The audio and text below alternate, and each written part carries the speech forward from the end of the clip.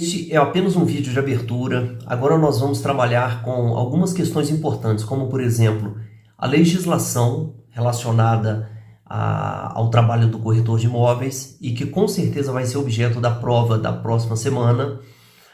A documentação que um corretor de imóveis deve manipular com muita frequência no seu dia a dia.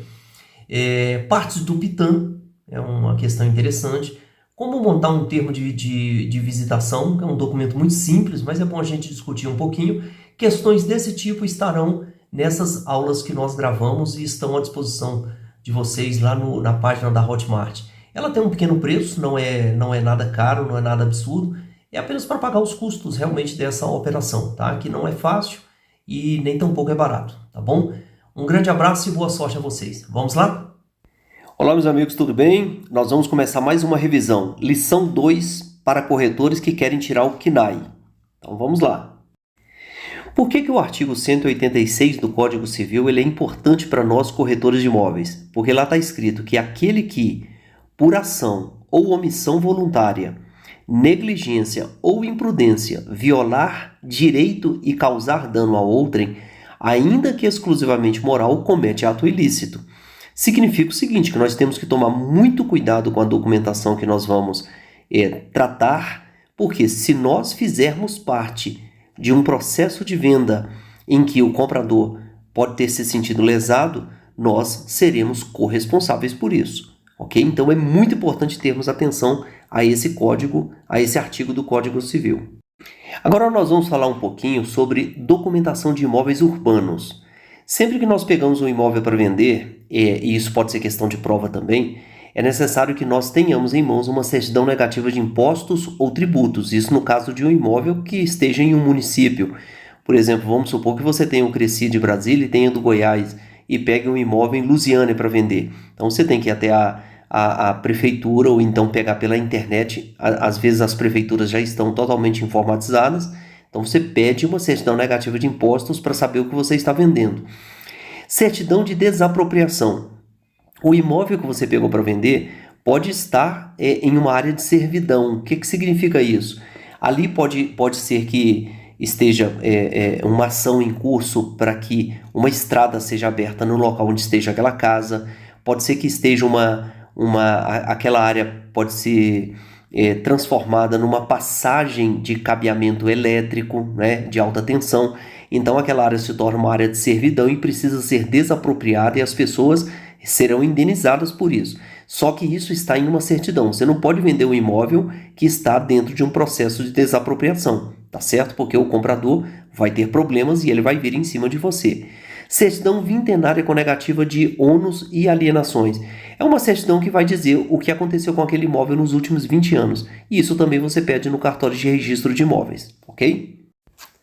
Agora, com relação à certidão de matrícula, aqui no Distrito Federal, você pede essa certidão pela internet, né? Você paga, você entra no cartório registro de imóveis, am.com.br, vai lá em serviços online e você pede a certidão da matrícula. Você só precisa ter o endereço completo do imóvel ou então o número de matrícula, que geralmente está na própria escritura do imóvel ou em uma certidão antiga.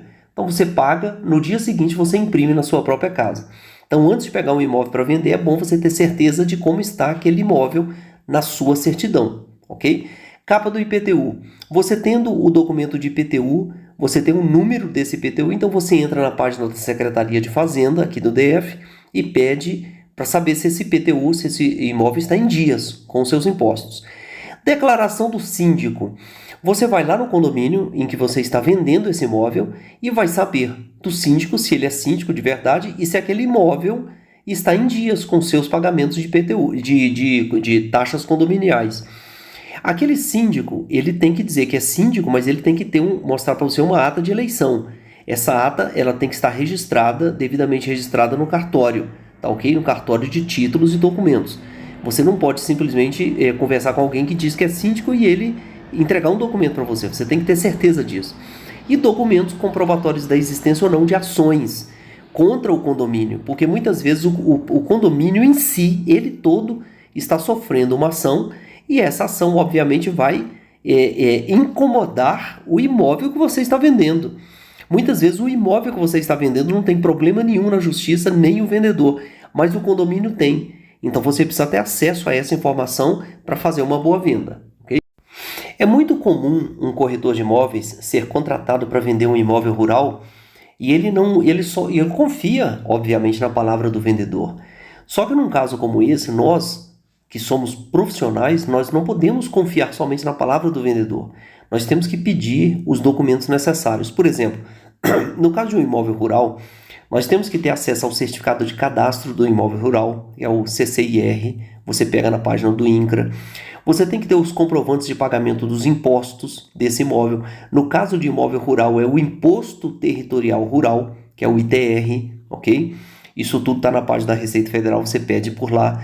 Você tem que ter em mãos o recibo da declaração do último ITR, isso você acessa pelo ECAC.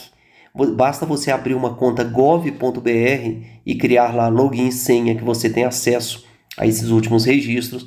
Você tem que ter acesso a uma certidão negativa de débito florestal e isso você pode imprimir na página do IBAMA. Então entra lá ibama.gov.br e veja quais são os documentos, os dados que ele vai te pedir para emitir essa certidão e com isso você vende um imóvel rural com muito mais tranquilidade. Agora, se porventura você está fazendo a escritura de um imóvel, ou seja, você intermediou a venda de um imóvel e agora o comprador quer que você ajude ele a fazer a escritura. O que você faz? Você vai pedir a ele uma série de documentos. Você vai pedir uma cópia autenticada da cédula de identidade, né? E da esposa ou do marido, então, tanto do comprador quanto do seu cônjuge. Você vai pedir uma cópia também do seu CPF, como também do seu cônjuge. E é óbvio, se ele é casado, você pede uma cópia da certidão de casamento, que vai constar o estado civil daquela pessoa. Então o comprador, ele não pode se furtar a entregar isso para você, porque sem isso você não consegue lavrar uma escritura. Muito bem, então se ele é casado e emite para você uma certidão de casamento, é muito importante verificar o que tem constando nesta certidão de casamento.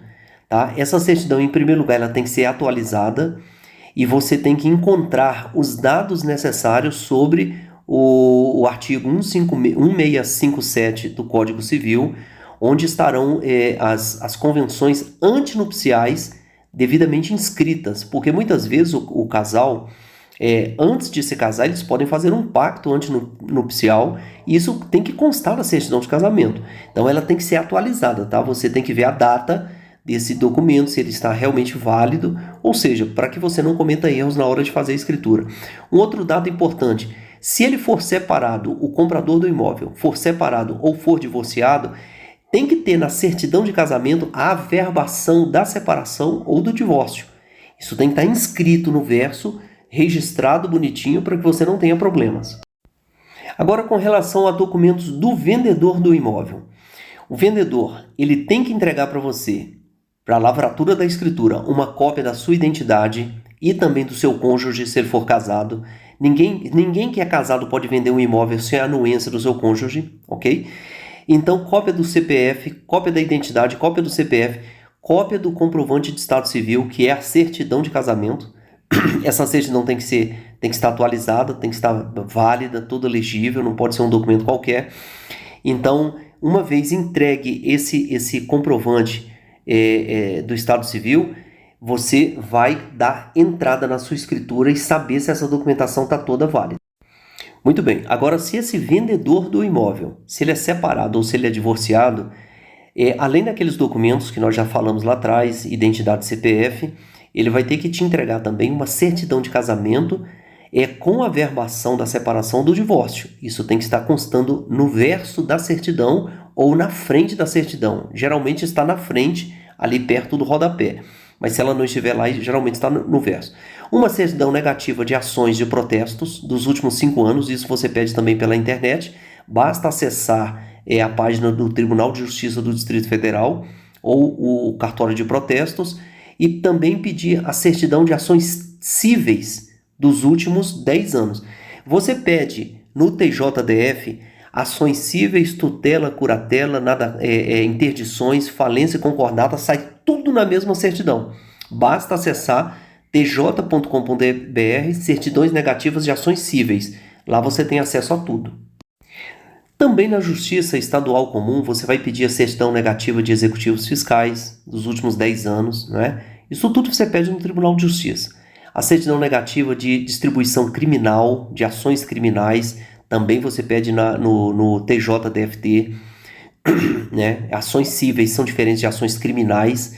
A certidão negativa da Justiça do Trabalho, também você pede ou no Tribunal Regional do Trabalho, que é o TRT, ou você pede no TST, no Tribunal Superior do Trabalho. Nesses dois sites você vai ter a emissão da certidão. E uma certidão de não interdição é fácil, você entra no cartório de registro civil e solicita essa certidão de não interdição. O que seria não interdição? Vamos imaginar um cidadão, ele está vendendo um imóvel, mas ele bebe demais, ele é doente, já é um vício. Então ele é interditado por um dos parentes para que ele não venda aquele imóvel para poder manter o seu vício, ou de droga, ou de bebida, ou qualquer outro tipo de vício, ou de jogo, não é? Então aquele cidadão, ele é dono do imóvel, ele está na escritura do imóvel, mas ele está interditado, portanto ele não tem autonomia para vender. Por quê? Porque ele não consegue responder pelos seus próprios atos. E isso tudo está numa certidão de não interdição. Agora vamos supor que você esteja vendendo um imóvel que está em nome de uma empresa. É simples também o processo. Você primeiro vai ter que ter acesso ao contrato social ou estatuto social dessa empresa, onde constam todas as alterações contratuais. Você vai também pedir uma ata da última eleição de diretoria, porque muitas vezes essa empresa não tem apenas um sócio, são vários, ou tem uma diretoria inteira que responde por aquela empresa, mas sempre tem alguém que assina como administrador, não é? Ou uma ou duas pessoas, então você tem que ter acesso a essas pessoas. Você também pode pedir uma certidão simplificada na junta comercial. Essa certidão geralmente leva 3 dias para ser entregue, 2, 3 dias, e ela custa algo em torno aí de R$ 39, R$ 40, mas é um relato completo de todo o histórico daquela empresa. E você deve pedir também uma certidão negativa de débitos do INSS. Você pode pedir no site do governo.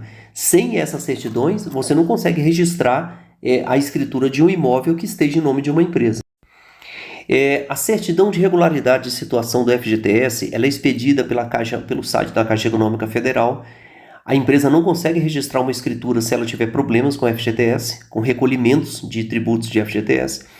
Certidão negativa de tributos federais. Isso você acessa no próprio site da Receita Federal. Então você com os dados da empresa, o número do CNPJ dessa empresa, você tem acesso a essa certidão. Certidão negativa dos cartórios de protesto. Você pede pela internet. Basta que você tenha o número do CNPJ dessa empresa, ok? E certidão negativa dos distribuidores cíveis. Isso também você pede pela internet, basta digitar certidão negativa de ações e distribuições cíveis. Você pode pedir pela própria página do Tribunal de Justiça do Distrito Federal e Territórios, que você tem acesso a essa certidão. Ela é extremamente importante para a lavratura de uma escritura. Sem ela não tem escritura. E tem mais certidões.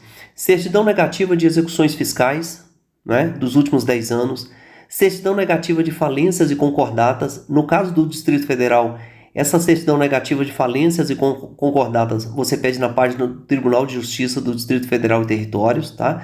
Certidão negativa da Justiça Federal, basta você digitar na internet certidão negativa da Justiça Federal, já entra direto no site da Justiça Federal, tá? Certidão negativa da Justiça do Trabalho, também você entra na página do Tribunal do Trabalho, Tribunal Superior do Trabalho ou do Tribunal Regional do Trabalho, e que essa certidão é emitida perfeitamente, é de graça inclusive. Documentos pessoais dos sócios e qualificações completas. Você vai pedir identidade, CPF dos sócios, qual o papel deles ali dentro, e o restante você vai descobrir quando você pegar a documentação da empresa. Você vai saber quem é que assina como administrador daquela empresa e se ele tem poderes para isso, ok? Porque senão ele vai lá no cartório assinar a escritura, o tabelião vai dizer, olha, você não pode assinar porque a documentação da empresa diz que você não é o sócio administrador e que você não tem autonomia para isso. Isso tudo você tem que ver com antecedência. Agora uma outra questão que pode ser cobrada em prova, que é muito importante saber, o que é um condomínio edilício? Condomínio edilício não é um condomínio de apartamentos. Condomínio edilício pode ser um condomínio de apartamentos, como também pode ser um condomínio de casas. Edilício não tem nada a ver com edifício, tem a ver com edificações. Então, é um condomínio onde há edificações, tanto de casas quanto de apartamentos. Então, por exemplo, qualquer condomínio que tenha partes privativas e partes exclusivas e partes comuns existentes dentro daquele ambiente é um condomínio edilício, ok? Então, quando você pegar uma casa para vender e essa casa estiver em um condomínio fechado, você sabe que aquela casa está em um condomínio edilício. Quando você pega um apartamento para vender, esse apartamento está em um condomínio edilício. E você precisa ter acesso à convenção de condomínio. Por quê? Porque é lá na convenção de condomínio que você vai ter acesso a uma série de informações constitutivas deste condomínio para saber se ele é legalizado, se ele está em dia, se as regras que estão estabelecidas ali dentro permitem determinadas possibilidades para que você não venda gato por lebre. Todo condomínio regularizado, ele tem que ter um regimento interno. Esse regimento vai dizer como as pessoas podem utilizar as áreas comuns, quais são as funções do zelador, como se usa a piscina, como se aluga o salão de festas, como você utiliza os elevadores sociais e de serviço, enfim. Esse regimento interno é importantíssimo. Então, quando você pegar um imóvel para vender, se ele está em um condomínio, é importante você ter acesso a esse regimento, só para você ter certeza do que está vendendo. Condômino antissocial. O que significa um condômino antissocial? Aquela pessoa que cria problemas. É aquele cidadão que é insuportável, ninguém mais dá conta dele, ele cria problemas com todo mundo, ele fala alto, ele briga, ele é um incômodo dentro do condomínio. O nome que se dá a isso é condômino antissocial. Pode ser que seja cobrada na sua prova para o CNAE informações sobre o que é a lei do inquilinato. A lei do inquilinato ela é relativamente nova, é de 91. Ela estabeleceu as regras para uma locação adequada. Ninguém pode, hoje em dia, alugar alguma coisa e dizer que não existe uma lei que estabelece normas, critérios, procedimentos para uma locação adequada. Portanto, é muito importante que nós tenhamos em mente que a locação de um imóvel ela passa por determinados critérios. Então, o que essa lei estabelece, como por exemplo no artigo 37, é que no momento de você alugar um imóvel, podem ser exigidas algumas modalidades de garantia, como por exemplo uma caução, uma fiança, um seguro-fiança locatícia ou uma cessão fiduciária de cotas de fundo de investimento para dar garantia àquela locação. O que é uma caução? É o depósito de um valor de até 3 aluguéis, que você, na falta de um fiador, você pode entrar com uma caução e isso te garante fazer uma locação segura. Mas também você pode, ao invés da caução, oferecer a fiança, geralmente 2 fiadores com imóvel em seu nome, é o que as imobiliárias geralmente cobram, 2 fiadores com imóvel registrado e que tenham uma renda que seja geralmente 3 vezes o valor do aluguel, não é? Isso é o que se pratica geralmente no mercado. E o seguro fiança locatícia, que seria aquele seguro oferecido por bancos ou então por instituições financeiras. Você entra em contato com o seu banco, dizendo a ele que você quer alugar um imóvel e que você quer um seguro fiança. O banco vai te cobrar algumas taxas, vai fazer alguns acertos internos com você e vai emitir um documento que é o seguro fiança. E o que seria a cessão fiduciária de cotas de fundo de investimento? Vamos supor que você seja cotista de um clube. Você é dono daquelas cotas, mas você está sem dinheiro para alugar um imóvel.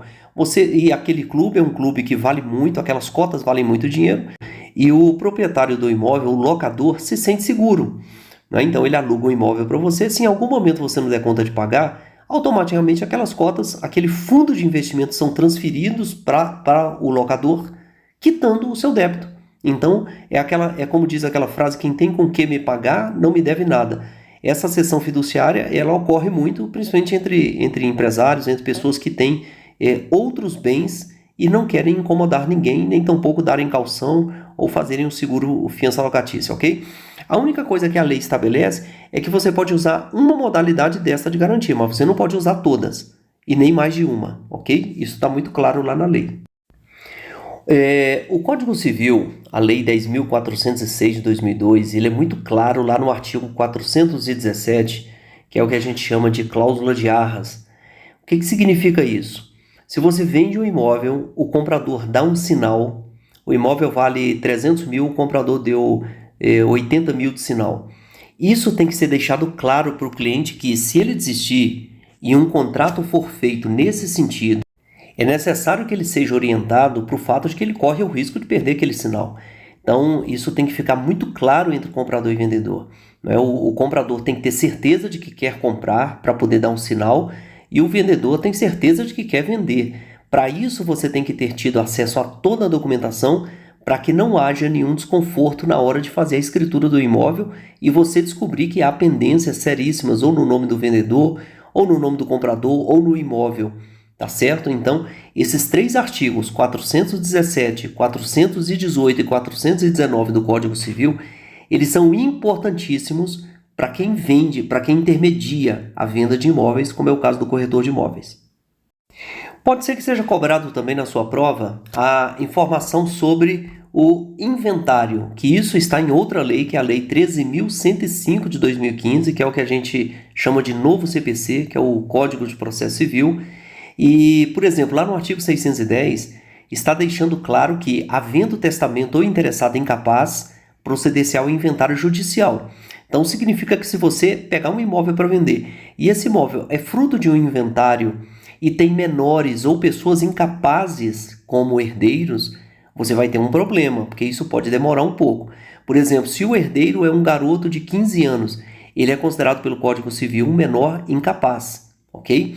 Então, é necessário você ter acesso a toda a documentação e saber se esse imóvel que você está vendendo não é fruto de um inventário. Isso tudo está na certidão do imóvel. Esse outro artigo do Código Civil, que é a Lei 10.406, lá no artigo 1857, deixa claro que qualquer pessoa que seja capaz e que seja proprietária de determinados bens, ela pode dispor desses seus bens a título de testamento. No entanto, deve-se levar sempre em consideração que existe a legítima dos herdeiros necessários que não pode ser incluída no testamento. Isso equivale a 50% dos bens. Por exemplo, o que são herdeiros necessários? São aqueles herdeiros, filhos, netos, bisnetos. O que são herdeiros necessários ascendentes? O pai, a mãe, o avô, o bisavô. E são herdeiros colaterais, aquelas pessoas que, se porventura você não tem filho, não tem pai, não tem ninguém, você pode ter primos, pode ter sobrinhos. Esses são os chamados herdeiros colaterais. Então, é muito importante que você tenha isso em mente, por quê? Porque pode ser questão de prova e você tem que ter acesso a isso, tem que estar bem claro na sua cabeça. Outra coisa que faz parte da vida do corretor de imóveis, a uso capião. O que é a uso capião? Vamos imaginar que um cidadão mora lá numa chácara ou num sítio há 30 anos, e ele não tem documento nenhum desse imóvel, mas ele paga água, paga luz, paga aqueles custos todos que uma terra promove, e ele tem documento de tudo, mas ele não é o proprietário. Ele tem a posse, mas não tem a propriedade. Então ele contrata um advogado, entra com uma ação chamada uso capião, em que ele vai provar na justiça que não tem nenhum proprietário daquele imóvel, que ele é o único que possui a posse do imóvel, que tem a posse, e ele agora quer a propriedade, ok? Então o nome dessa ação judicial se chama uso capião. Agora vamos dar uma passadinha pelos cartórios e suas atribuições. Cartório de registro de imóveis. Esse é um cartório em que os corretores de imóveis vão frequentar com muita frequência, porque é lá que você pega a escritura que foi lavrada no cartório de notas e leva para o cartório de registro para registrar. Então o cartório de notas lavra, o tabelião lavra a escritura, redige a escritura e você leva para o cartório de registro para...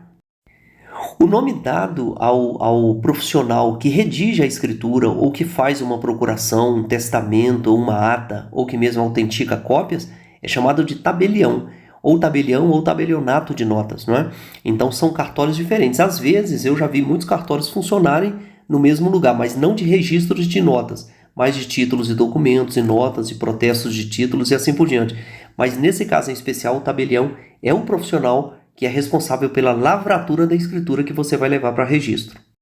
Quando você fala em cartório de registro civil, você está falando num cartório que é responsável por todos os registros relacionados a pessoas naturais. O que são pessoas naturais? Somos nós, pessoas. Porque tem a pessoa natural e tem a pessoa jurídica. O cartório de registro civil, ele se incumbe das pessoas naturais. Então ele vai registrar certidão de casamento, certidão de nascimento, certidão de óbito, não é? Declaração de ausência ou morte presumida. Tudo que diz respeito a pessoas, você registra no cartório de registro civil. Agora, você vai registrar no cartório de pessoas jurídicas tudo que diz respeito a empresas. Só que veja bem, quando você vai abrir uma empresa, o registro dessa empresa é feito na junta comercial. Agora, quando você abre uma sociedade civil, religiosa ou científica, ou quando você quer registrar um estatuto, como por exemplo, você tem um clube de futebol ali na sua cidade, você quer registrar o estatuto desse clube, ou você simplesmente abriu uma fundação para cuidar das crianças carentes daquele setor ali da sua cidade, então isso tudo você registra no cartório de registro civil de pessoas jurídicas. Agora, o cartório de protesto ele tem uma outra vertente. Ele vai tratar de questões relacionadas a débito e crédito. Vamos imaginar que uma dívida não foi saldada, um cidadão fez um negócio com uma empresa, tá? Assinou o contrato, mas deixou de pagar. Esse contrato vira um título executivo. O cidadão, a empresa simplesmente protesta esse título, protesta esse cheque emitido e devolvido pelo banco. Ele vai lá no cartório de protesto e registra esse protesto. Fica lá registrado até que você pague a dívida e pegue uma carta de anuência e vai lá no cartório e baixe este protesto. E também tem um cartório de títulos e documentos. Nesse cartório você pode... Esse cartório é responsável por arquivar, registrar, tornar público uma série de documentos de outros cartórios, mas ele também pode registrar abaixo-assinados. Por exemplo, uma comunidade está insatisfeita com o governo, quer fazer um abaixo-assinado, ela faz e registra nesse cartório de títulos. Mas vamos imaginar também um candidato ao cargo de governador, ele faz o programa de campanha política dele, o plano de campanha política, e ele pega esse plano e registra no cartório para tornar público, ok? Então isso é uma forma que os políticos encontram de dizer que eles estão comprometidos com aquilo que estão falando e vão fazer durante a campanha.